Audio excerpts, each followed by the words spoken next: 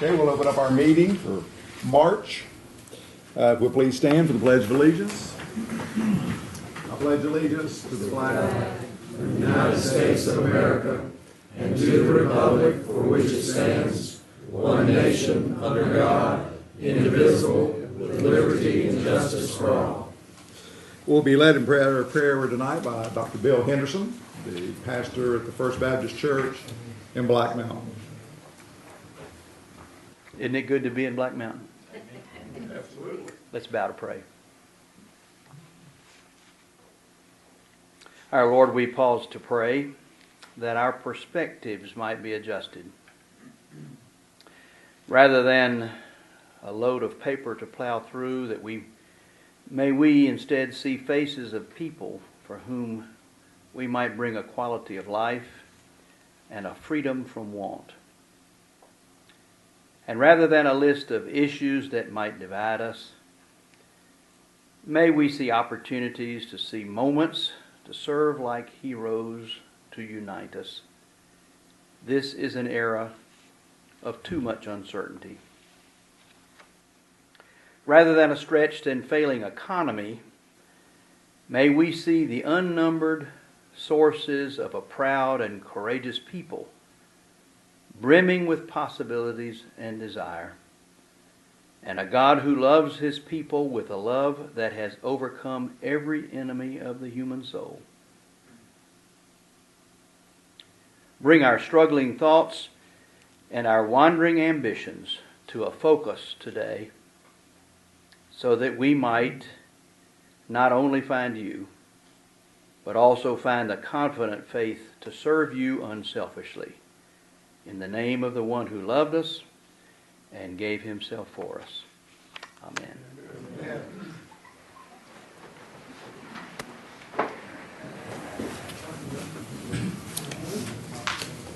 I don't have any announcements, except I would like to recognize the tremendous work that the streets department did during these past snows and the ice that we've had. I've never had as many compliments, whether I was at the grocery store or someone just calling me, as to the job that was well done. So they did a good job, and Matt, thank you for overseeing them. Oh, certainly, all the thanks go to Jamie's crew for that. Jamie did a wonderful job, and so did all those guys. We were going to do a proclamation honoring one of our former employees, Johnny Raines, but the family, especially Jane, she was sick. She's sick right now, so she just couldn't make it. So I need to get a voice vote for us to pull that off of the agenda. If I get a motion, please. Make the motion. All right, all in favor? Aye. Opposed? Okay. But I will say, though, that Johnny Raines, very simply, was the ambassador of Black Mountain. And as Don Collins has put it in the past, I think it's very apt to say, too, that to the tourists, to the business owners, to you citizens, he was the face of Black Mountain. We'll miss him truly. We now have citizens' comment. First on is Rick Watson. This citizen comment is for 3 minutes, 3 minutes only. And the lights will go on. And when the red one comes on, it's over. Go ahead. Rick Watson, Swananoa. Hard to even stand here and talk about this after that prayer. It was good. But while driving by our property on U.S. Highway 70 in Swananoa on January the 15th, 2015, I found Don Collins and Jamie Matthews standing on the boundary between us and Valley Truck. Was taking pictures of my property. I stopped and asked them what they were doing on my property, and Don informed me he wasn't on my property, that he was on Valley Trucks. So I left. I went home and called my attorney. My attorney instructed me to go back and take pictures of them. When I returned, I was taking pictures of Don Collins. He said, quote, "You had plenty of time to work on that building." I said, "I can't talk about that." To Don, which replied, quote, "You are a coward." I was infuriated. I took pictures of Don as he sarcastically commented, "Do you want me to smile?" And I left. The building Don is talking about is located on 1599 Grovestone Road. What does this piece of property on US Highway 70 have to do with that building and the work we've done on it, and why is Don taking pictures? It's not within the town of Black Mountain. I don't understand why Don and Jamie were taking pictures. Were they representing the town of Black Mountain and the Board of Alderman in their official capacity? Mr. Mayor, I guess that'd be a question for you, of which nobody ever answers. My definition of a coward is someone who abuses their power as an elected official and uses their political contacts to harm another person and or their business. We will abide by any state, local codes, building codes, administrative codes of record, but you will not bully us, you will not harass us, and you will not intimidate us. Don, do not incite me into a physical confrontation again.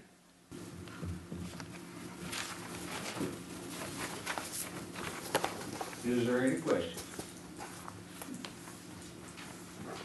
Thank you. Thank you. Next is Teresa Watson.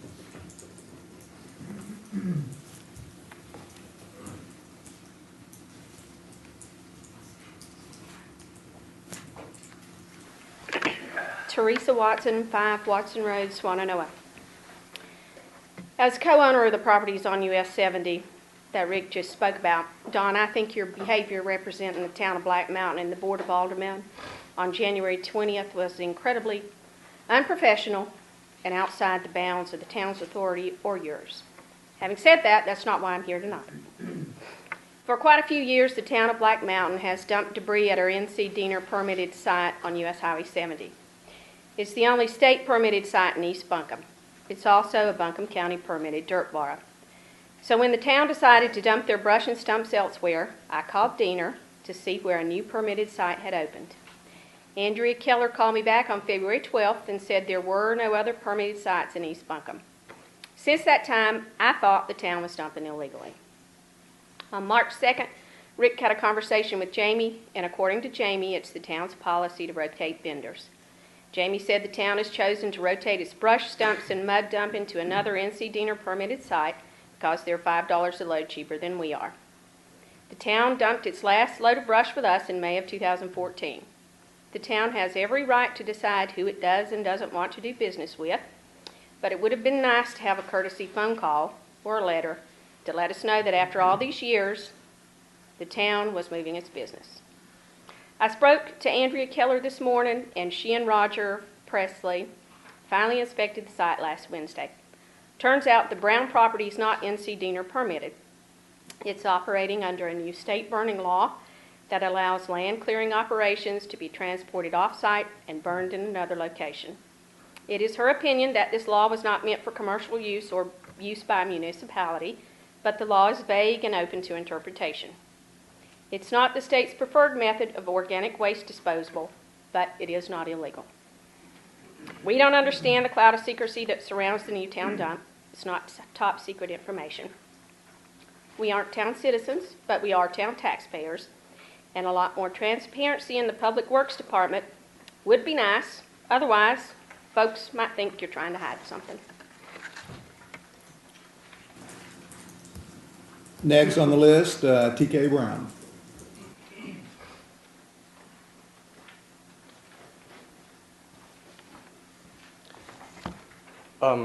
My name's T.K. Brown, 641 North Fork Road in Black Mountain. I am the other dump that she has spoken about, and in the last 2 weeks I've been visited by Buncombe County Erosion Control, the senior environmental specialist with Diener, and they come up with a report that I had an illegal dump from another citizen. Upon inspection, I was found to be compliant in every way. No citations were issued and no fines were issued to me, so upon that, I am operating a legal dump. So, thank you. Sounds good. Thank you. All right, now communications from boards and commissions. We will have Jess Gardner on the planning board report, please. All right. Jesse Gardner, 30 Bethel Drive, chairman of the planning board. Feeling a little deja vu. I guess last time I gave you my update report, it was Championship Monday from the Southern Conference, and I was rushing to get over to watch Western play.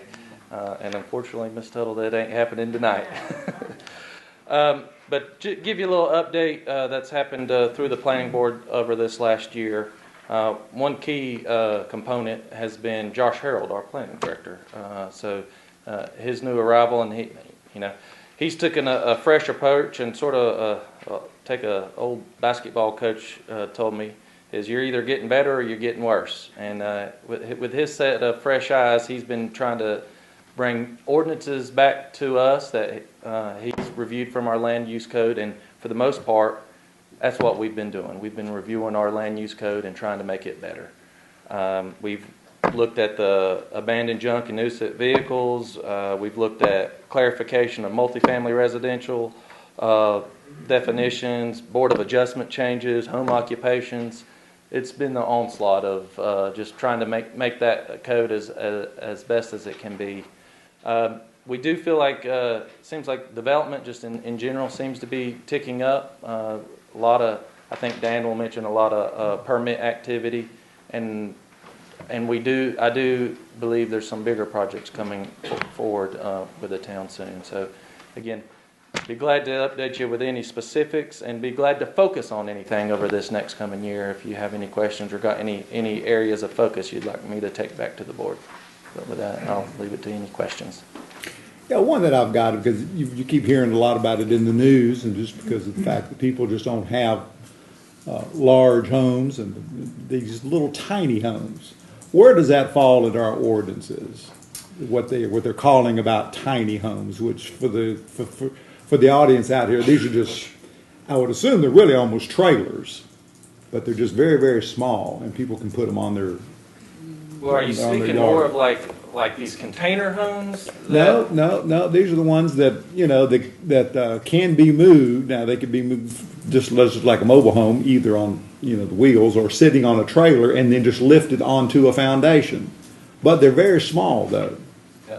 I know that the state has gone ahead and denied several in Asheville because of the size of the kitchens. They said the kitchens weren't big, and I just wondered if we've had. It probably doesn't live in our code. That's something I've sort of been trying, at least the container home, train car, rail car, 40 foot, 8 foot wide. I've seen those go up. There's actually a commercial one being built on the river right now out of those things, if you've been down there. And in our code, I don't think we distinguish. I think that could be something for us to look at because it's probably coming. Okay. So right now, that would be okay as far as if someone wanted to try to do affordable housing with those? I think it's going to come down to how that meets building code, not necessarily how we define it. I don't think it'd be defined as a mobile home, but if it's defined as a mobile home, then we have restrictions on it from a zoning code standpoint. If it falls under whether you be a modular type unit, it's probably something that needs there's a third category there of what I call them container homes, but more of a modular home. Could be something we need to look at. If you could, just at least be looking into it, because these are starting to be, and if you've ever gone on any websites and looked at some of these things, a lot of these are really nice looking. They have done a lot of people have done wonderful jobs with these, so it's not just a standard rectangular box. No, that's right. That's right. I don't have any other questions. Anybody? Thanks for what you're doing. Appreciate it, man. Okay, consent agenda. Matt? Yes, sir, Mr. Mayor. You've got the adoption of minutes from the agenda workshop and the regular session in February, plus a closed session and special call meetings from December and January. You've got a budget amendment to recognize a revenue from the BCAT program, which is obviously the Buncombe County Anti-Crime Task Force that we're a member of, and in the amount of $22,978. That's to equip the police cars with cameras. You've got a budget amendment to recognize an expense in the water department of $4,900. That's to hire some part-time help for someone that's going out on maternity leave in a few weeks. And you've got a budget amendment to recognize an expenditure of $12,500 to finish up the work at Lake Tomahawk. As you recall, we have a capital reserve fund in the amount of $50,000 for that, and so that money ended up rolling back into fund balance because it's taken over 2 years. But that will finish out the project at Lake Tomahawk. And just as an aside for that, I had that in my list of things to tell you, but since we're talking about it, I'll do it now. The lake should be down probably for the next. Hopefully, it will dry out in the next week or so, but it should be down for the next couple of weeks to get to finish up the work there. We met with the beautification committee last week. We have a plan for landscaping there, but the work of removing the stumps and backfilling and completing the required parts of that project should be done in the next few weeks. And so, if you see a mud hole there, that is why.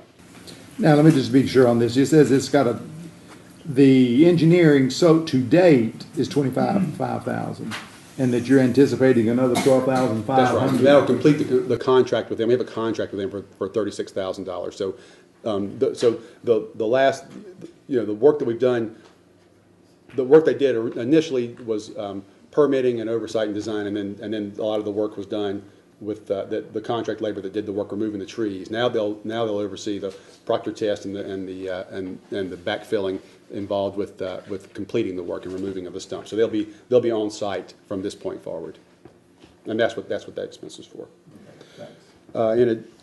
Your next item, Amy's Way is a street off of Terry Estates Drive and a subdivision there that was approved in February 2002. This is for acceptance of that as a publicly maintained street. We will add it to our PAL bill map.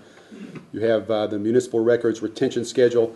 There's some amendments there for when we can dispose of records, and so we would request that you approve that new record or that new retention schedule. You have a handful of public hearings to be called. A call for public hearing on Roberts Farm master plan and development agreement. This is the development off of the proposed development off of Bird Road. You have a call for a public hearing on text amendments on the definition of setbacks in our land use code. We've discussed this over the last 6 months or so, and we have a recommendation in that regard. You have a public hearing for a text amendment to the tobacco use ordinance to include electronic cigarettes as part of our prohibition of tobacco on public properties. And you have a call for public hearing for text amendments to the highway business district regarding setbacks. That actually will tie into the definition of setbacks. This came out of that discussion, and so we will have a public hearing regarding that. And that's your consent agenda for tonight. Okay, you've heard that. Do I have a motion? So moved. Any discussion of any particular items? If not, all in favor? Aye. Opposed? Okay. Now we go on to, this would be the citizen comments for the new business that is coming. Does anybody wish to speak to the new business, which has to do with the golf course rate schedule, the golf course maintenance policy, the contract for fire protection at High Rock Acres? Yes? Go ahead. You've got 3 minutes. My name's Richard Hudson, 106 Pleasant Drive Circle. I had a fire and brimstone 3-minute address all prepared. And I started thinking about it and I just pitched it, knowing it'd probably fall on deaf ears. But I just want to go on record as saying I'm extremely disappointed in the management by the town of the Black Mountain Golf Club. I think Matt Settlemeyer and Dean Luby are shirking their fiduciary responsibilities to the citizens of the town of Black Mountain and their management of the golf course. Thank you. Anybody else wish to speak to any of the items? Yes. E.V. Gooch, 131 Fairway Drive. I just want to put a plug in for one of the golf course employees who works on the green over there. Now that I'm plugging him up, his first name doesn't come to me, but he's been an exceptional employee. Hours of the day as far as work goes means nothing to him if something needs done. He's there to have it done. Maggie, help me with this. You're talking about Jerry? Who? Or Jerry? Or Joey? Joey. I'm Yeah. talking about Joey. Don't know his last name, but just want to put in a plug. He's an exceptional employee, and I haven't seen anything that he wouldn't be an asset to that golf course. Thank you. Very good. That's Joey Stevens. Stevenson. Stevenson, yeah. Yes. May I speak? I didn't sign in. That's quite all right. Let's.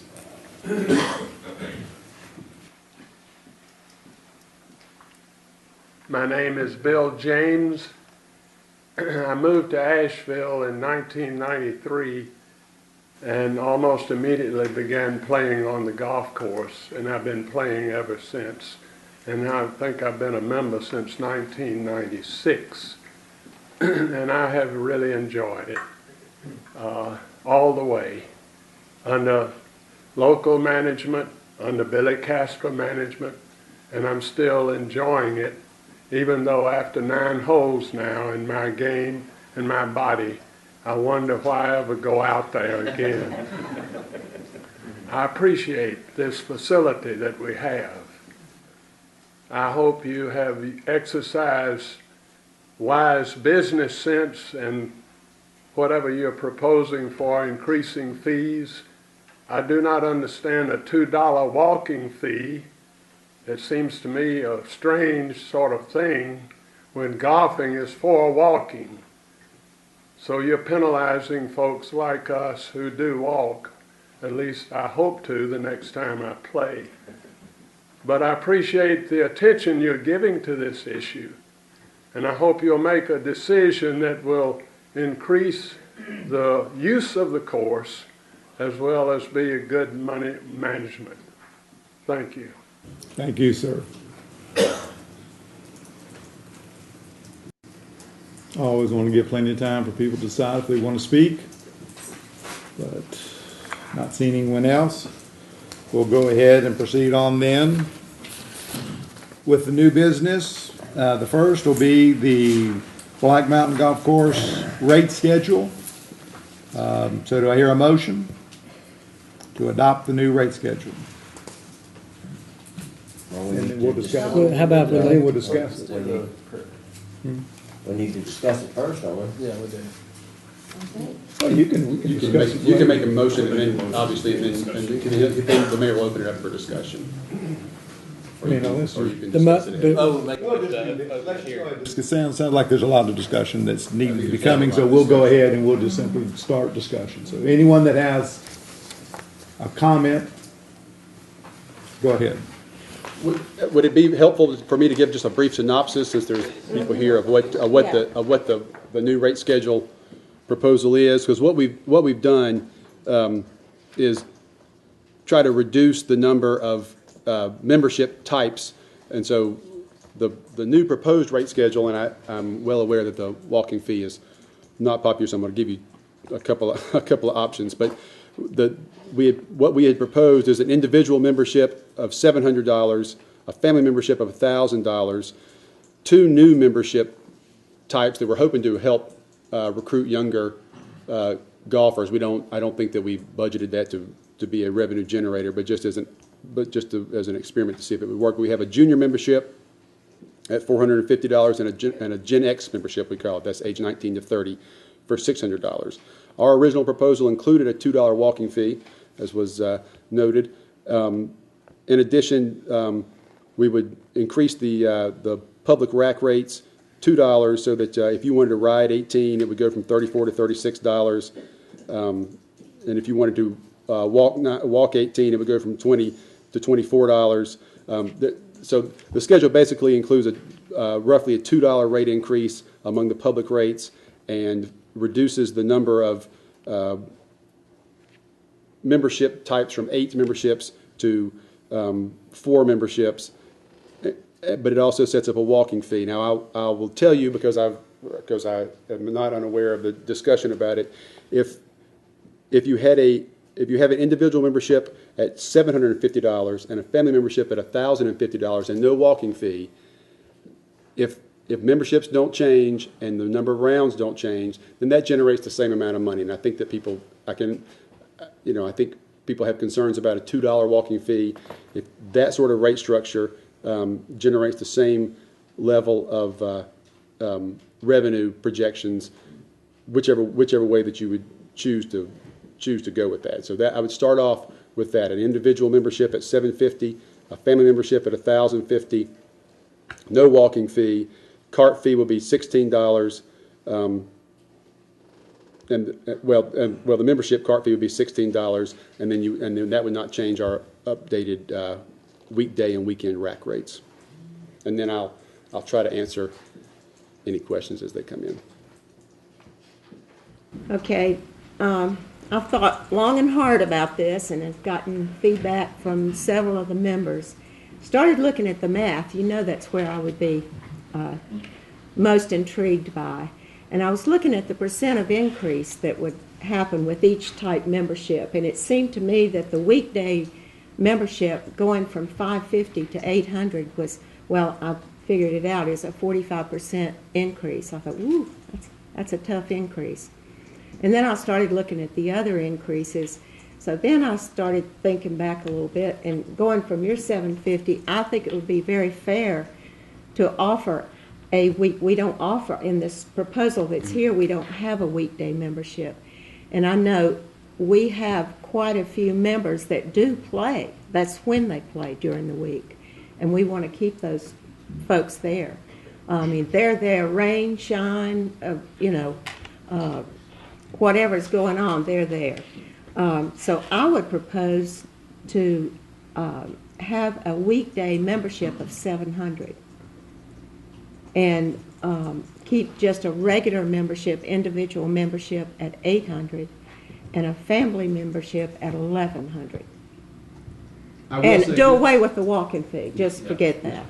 Yeah. And I will say that under those projections, the revenue would be and again, the projections are based on assuming that membership stays roughly the same and number of rounds stay roughly the same, the proportion to public to membership round stays the same. But under the scenario that Ms. Tuttle has just proposed, that would generate roughly the same amount of revenue. So to clarify, you have a weekday rate, which is not on the schedule that we had at the agenda meeting. Weekday $700, individuals $700, family is $1,100. Individual weekday would be $700. Larry, individual 7-day would be $800. $800. And family would be $1,100. And then the other, and no walking fee. On the list that from the agenda meeting, then everything else is the same. Junior $450. Yes, sir. Gen X $600. Scratch the walking fee. Cart fee and the rack 16. rates adjust. Yes, 16 and 8.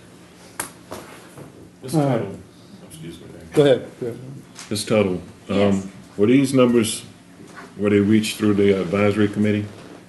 Did you folks talk about them there? Yes, we did. Yeah. Could you tell us who's on the advisory committee with you? Yes. Carl Bartlett, Al Richardson, Byron Bailey, who am I leaving off? That's it. And myself. Yes. Any reason, any rationale why we're looking at upping the rates? How do they compare with other courses? Oh, they're still the cheapest rates around.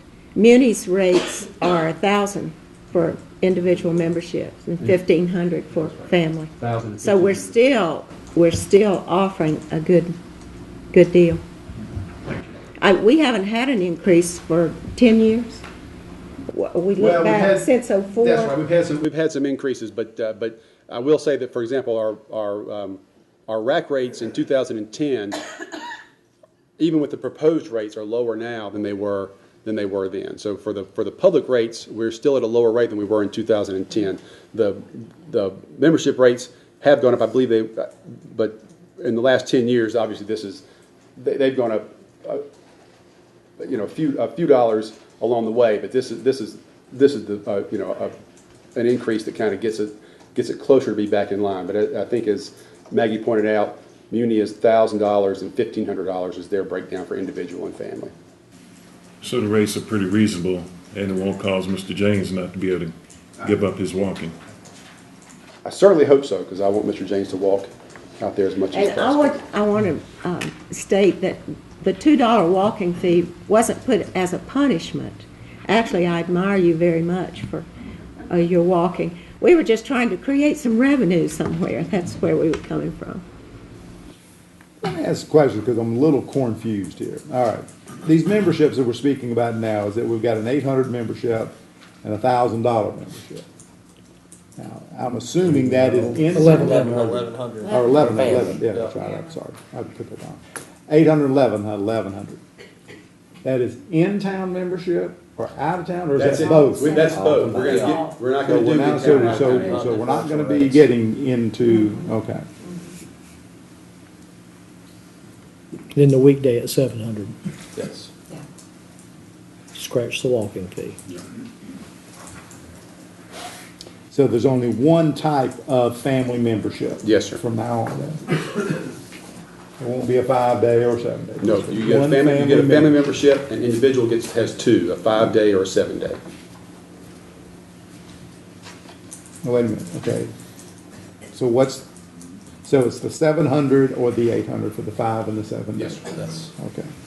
And then the weekday rack rates are as listed on here, which seem to have gone up. They'll go from yes, that's right. No walking before noon on weekends and holidays. That's the policy now, isn't it? It's not the policy. It apparently has been the policy in the past here. It's not an uncommon policy, but it's not the policy here now. So that will be a change, and there's some revenue associated with not having walking on the weekends before noon. One thing, I thought there was more people on the advisory board, or was that back in the days of Billy Casper? Yes, sir. That's the old. I don't know how old it is. This one now basically just advises staff, and this is just a very. The one that just came together after Billy Casper. That's right. And this is just one to make sure that we're in touch with what's going on the golf course. Now, do we also, on these weekday rack rates and weekend rack rates, is that being scratched? Is the only thing? Are we taking that off this proposal? That remains. No, that stays. Yes, that remains. That's right. That needs to be the debate seemed to be focused more on the membership fee, so that's why we had some different options there, especially with the walking fee. So we're not proposing any changes in what we see here with the. No, not for the weekday and the weekend rack rates. That's the exact same as we proposed. But increases over last year, though. Yes, that's right. Yes, still increases, but not. Because really, for a regular golfer that's riding, the rate only went up $1. That's right.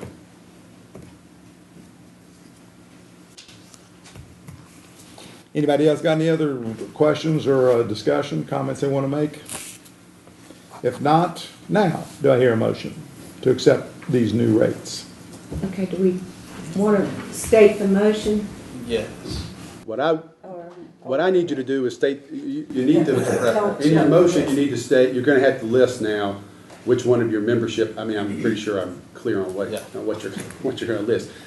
If your motion needs to include the individual 5-day at 700, individual 7-day at 800, and a family at 1100, and the existing proposed rates, or the existing rates as proposed. Scratch the walking fee. Scratch the walking fee. Elimination of the walking fee. And then I'll be clear on what it is if that's seems to be the direction you're going. So yes. I'll be clear then on what you want. Okay, do you want me to Yes. restate these rates so that we're all on the same page? You already have it down. Do you have it? Do we want to make sure weekday? 5-day membership, 700, 7-day membership, 800, family membership, 1100, no $2 walking fee, everything else as you have it in front of you. Yes. And that 5-day is a weekday. That's as Yeah, opposed to- weekday, It's the weekday. Monday through Yeah, Friday. Okay. just to be clear though. Yeah, You know. You can't pick the weekend. you can't pick your 5 days. I'll get a Thursday through Sunday. All right. Okay, so that's where we are. Okay. All in favor? Aye. Opposed? Who made the motion? Oh, Oh, yeah. Okay. Yeah, All right. I'll do that. Next, Matt, will you explain before we make a motion, have a motion then on the approval of the Black Mountain Golf Course maintenance? Yeah, just briefly, we've, Alderman Harris and Alderwoman Tola have been spearheading this a little bit. We've worked closely with staff to balance golf course maintenance with some environmental principles, and the USGA has a policy that we tailored to meet the needs of our golf course. They're not mandatory requirements; they are voluntary requirements. But I think they balance some of the environmental concerns with how the golf course is maintained, with some of the needs of the golf course to be maintained properly. So this policy that you have before you, I think, is a good synopsis of those principles, and you have those in front of you. But basically, what it's going to do is balance our ability to maintain the golf course efficiently with some of the economic or the environmental principles that you have in front of you, and that is what this policy is. It's not a mandatory policy. It's a voluntary policy where we'll make every best effort to meet those principles. All right, do I have, anybody want to say anything to that before we get a motion? If not, do I hear a motion to accept So moved. this policy? Any discussion? All in favor? Aye. Opposed? Passes unanimously. I will say that one of the things that the Black Mountain Golf Course does do is that it's very generous in the fact that it lets the kids come out, as they have for years and years and years, to sled. So I think that's a great utilization of a resource. Well, if I can, just real quickly, just say thanks to Maggie and Larry and, of course, the advisory committee, Matt and Dean, for really putting in all the effort and the hard work on coming to this. Because, as Matt said, it really is trying to find a balance of finding something that is obviously an asset to this community, a balance between recreation and use and being a revenue generator as well. And I think that we've done that tonight. And I'm just so thankful for all of your work on it. Thank you. All right, the third new business would be the contract to provide fire protection for High Rock Acres. If you go over that with us. You want me to go over that, Ron? You want to? I can take that. Okay. You've got in front of you a very simple contract with McDowell County. This contract was originally proposed by McDowell County, probably at Chief Jones' bidding. If you're familiar with High Rock Acres, you know you drive through Buncombe County, go up High Rock Acres Road back into McDowell County. Totally inaccessible to their fire departments. And Steve says that they've been providing the fire service in there all this time anyway, and is hoping with a simple contract that at least recover what they get for the fire district taxes for the properties that are at the end of High Rock Acres Road. Doesn't change much of what we're doing. Hopefully get a few dollars back in McDowell County for what we're doing. Make a motion to approve. All right, any discussion? Hearing none, all in favor? Aye. Opposed? Passes unanimously. Okay.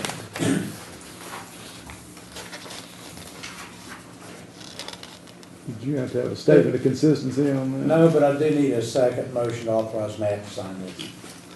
So moved. Larry makes a motion. All in favor? Aye. All right, unanimous.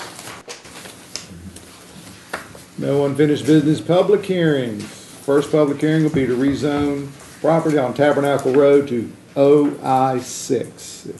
Josh, if you could come up and fill us in on that, please, and the audience as well.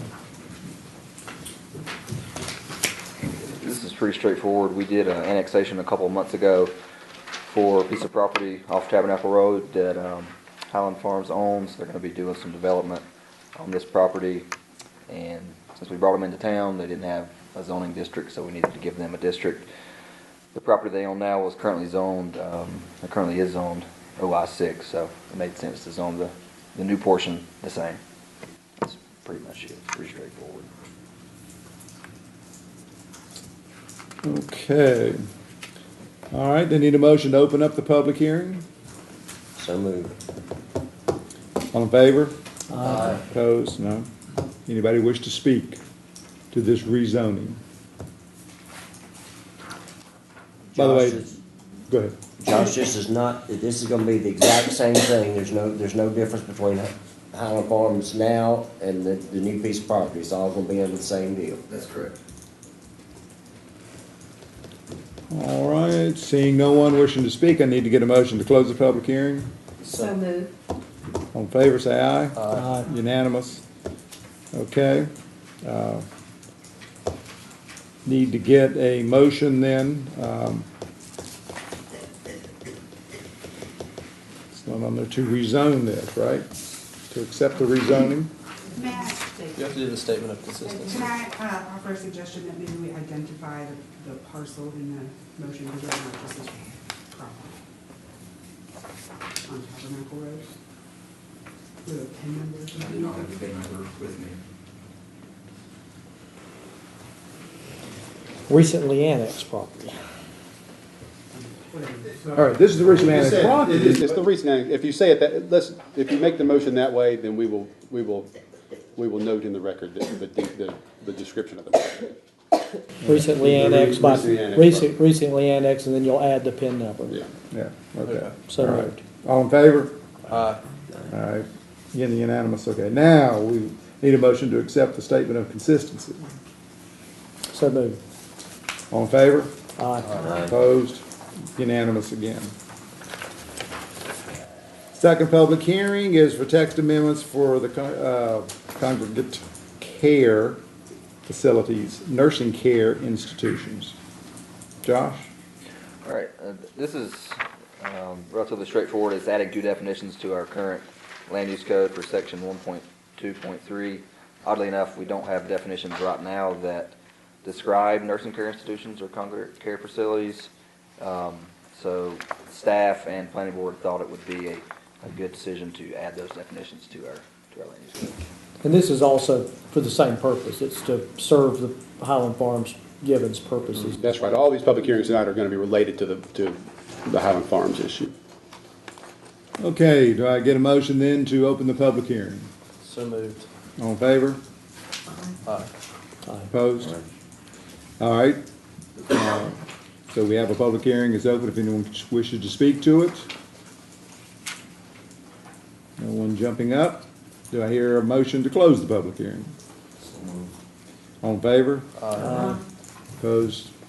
Unanimous. We need to adopt ordinance number O-1503 to amend the text section of chapter 1. Do I hear a motion? So moved. All in favor? Aye. Unanimous. All right, to adopt the statement of consistency to amend definitions in chapter 1, section 1, 2, 3 of the land use. Motion? So moved. All right. All in favor? Aye. Okay, that's unanimous also.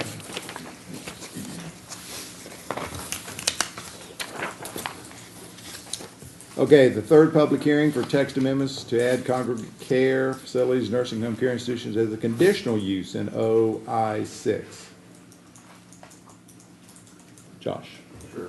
So as we went through this and added these definitions, we needed to find out where we would either have these as conditional use or permitted by right, whether it be a simple permit that would come and get from the planning and zoning department. We did some research, and it was kind of split both ways, what other jurisdictions do. Some permit it by right, some do conditional use permits. The planning board felt that it was a better decision to make it a conditional use permit, kind of giving the town and the general public a little more discretion on how these things come in. Conditional use permits go before the Board of Adjustment, so people would have a chance to come and comment or maybe make suggestions before this was just a permitted by right use for a simple permit. Thank you, Josh. I need a motion to open the public hearing on the text amendments. So moved. All in favor? Aye. All right, that's unanimous. Anyone wishing to speak to this text amendment issue? Not seeing anyone, do I hear a motion to close the public hearing? So moved. All in favor? Aye. That's unanimous also. So I need a motion now to adopt ordinance O-1504 to amend the text section of Chapter 4, Section 4652, Office and Institutional District of the Land Use Code. So moved. All in favor? Aye. That's unanimous.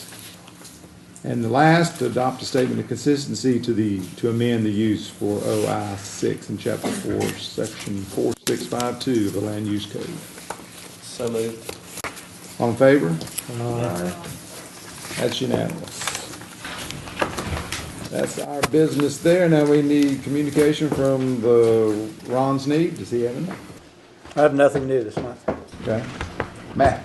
Just a couple of quick announcements. I'd remind you that the 2015 litter sweep for Black Mountain is scheduled for Saturday, April the 4th from 9 a.m. to noon. They'll meet at the parking lot at Town Square.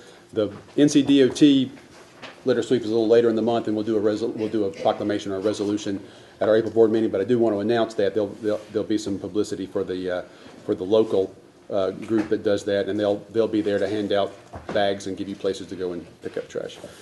Also, I'd remind you of Operation Medicine Drop. This is where prescription drugs can be returned. We will do it Wednesday, March the 18th from 2 p.m. to 4 p.m. at the Sunshine Pharmacy, and Thursday, March the 19th from 2 p.m. to 4 p.m. at the Health Ridge Pharmacy.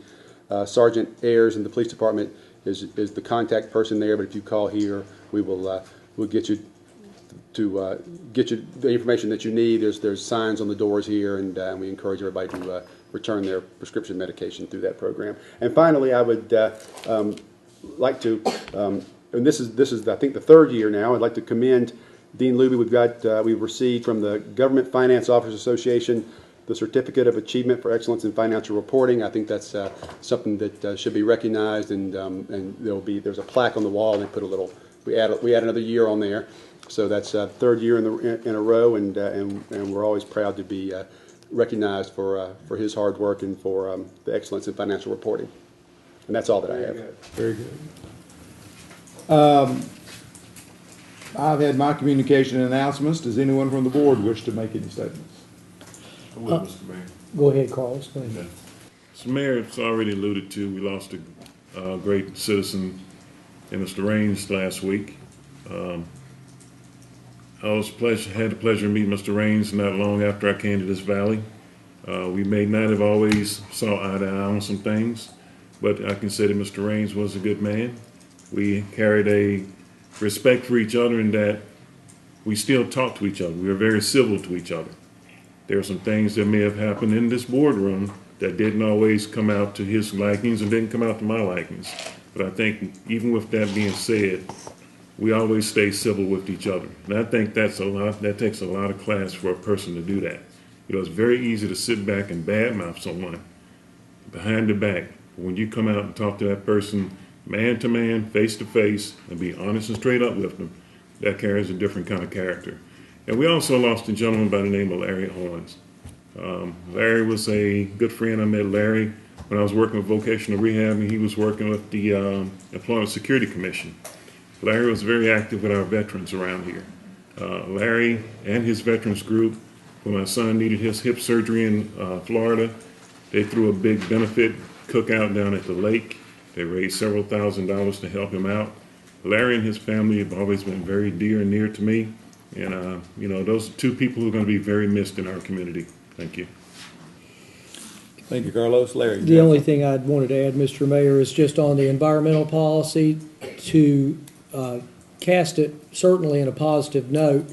And Matt and Maggie and I, and together with some citizens in town who had concerns, we felt like it was a very appropriate time to put a policy in place. This policy is developed with obviously a lot of thought by the USGA, but it gives us an opportunity to create a mindset that perhaps hasn't always been there, that we have such an incredibly beautiful and delicate, as far as wetland area, that flows from the back nine of the golf course right down through Lake Tomahawk, and then together with the dredging of Lake Tomahawk about a year from now, and nice things planted where the stumps are now. We have a lot to work on and look forward to. So we think that's a good thing to put into place, and I think a lot of those practices were already in place, but this does document that. And lastly, I wanted to mention that I ran into a gentleman whose name is John Cowan last week, and John is the second-ranking executive at Givens Estates, the entire corporation, and I've known him a long time. But John was telling me just how absolutely delightful the experience had been working with the town of Black Mountain, as far as all the work that they've been doing. And I think most of our citizens are aware, but they are putting an incredible amount of investment in the Highland Farms campus. I think, as I understand it, the healthcare center will be built on this property that we're annexing. That's part use of it. And there'll be some residents as well. They'll be moving the entrance to Givens Estate and building a new entrance along with all this. But they're putting an incredible amount of money into the facility, and that will serve the town of Black Mountain well. So we appreciate that. And it provides a lot of jobs. And if I could say one thing quickly, Mayor, just to build on what Carlos said, why our community's sad at the passing of Mr. Raines and Mr. Owens, I just wanted to say and express from all of us just how thankful we are to have a community that produces such exceptional people that put the community and others before themselves. And I know that that's a saying that Matt has really incorporated here in One Black Mountain, and these individuals certainly lived that. And, certainly for myself and all of us going forward, I'd like us to challenge ourselves to respect that spirit and to go forward with those best of intentions going forward. I think that's an honest and fair tribute to these great lives that we've lost. Nothing else? Good.